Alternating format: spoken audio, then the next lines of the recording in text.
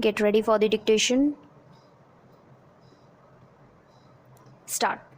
So, I would like to make a few observations so that the Honorable Minister will make a note about the way in which these institutions are being run.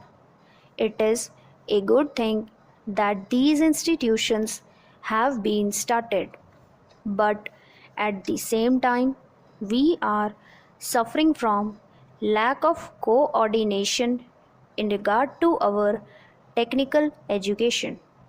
We have certain institutes like the Polytechnic, etc., under the Scientific Research and Cultural Affairs Ministry, and they are run through the state governments. Then there are the engineering colleges under the universities, and thirdly, sir, trade technical education is imparted by the Central Labor Ministry at the state level. In addition to that, the states have certain arrangements of their own for technical education. I feel that there is no effort at coordination, and that leads to a good deal of confusion.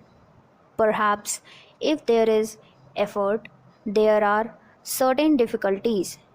I hope the Honorable Minister will tell us about that. I would also like to suggest that even in these four institutions, as for some time the medium of instruction would be English, for emotional integration, an attempt should be made to take a few students from the neighboring region or other regions on a reciprocal basis. Otherwise, these institutes will themselves be developing, as was hinted by the previous speaker, some regional consciousness. There is great difficulty, sir, with regard to technical personnel for teaching, and I am not aware in what way these institutes will be staffed. Perhaps some foreigners will be brought in, but at the same time, with the arrangements existing at present for taking technical help from different countries, Russia, UK, USA, and Germany, I do not know whether there will be special courses provided in these institutes for the teaching staff from those different countries. What arrangements there are, one does not know.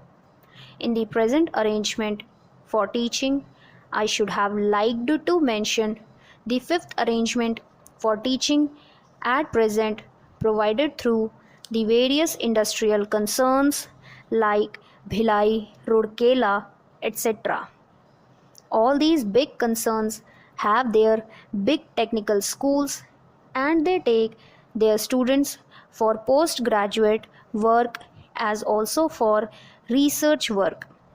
What will therefore happen with regard to the standard is a question. So, we are not at all sure in our country about the correct use of terms. I would, for instance, mention here the word polytechnic.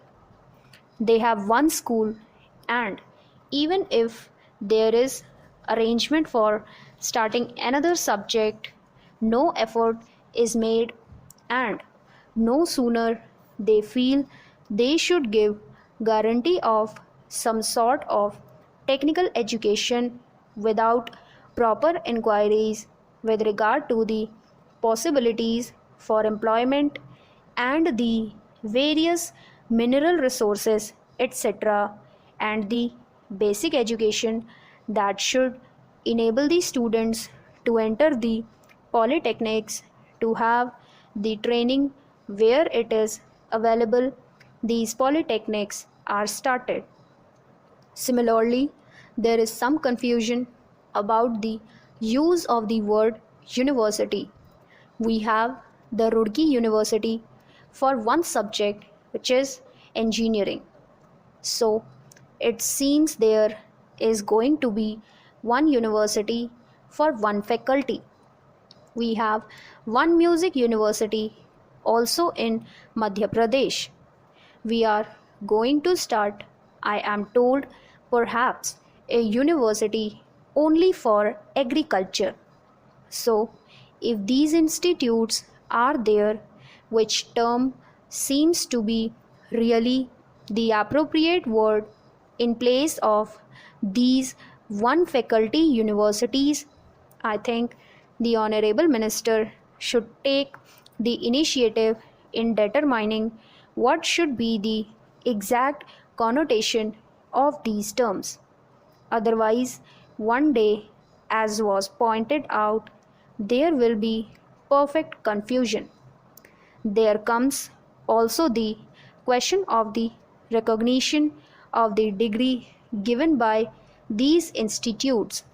Of course, if the training with the special facilities available and the specially recruited staff available is of a high standard, naturally, people would be very anxious to recruit the people who have passed out from there. In the beginning, there will not be any trouble with regard to making use of the graduates turned out from there. But the question of recognition has to be decided on certain principles, and those principles should be laid down and followed from the beginning. Now, I would like also to mention the question about scholarships. It was pointed out that certain scholarships, especially to the children of the working class, should be given. I would like to point out here that there is already provision for that, and it is not something new. What I would like to stress is that scholarships should be in larger numbers. These scholarships do not seem to be adequate for the rising standard of living and the cost of living. The scholarships that are given do not meet half the need.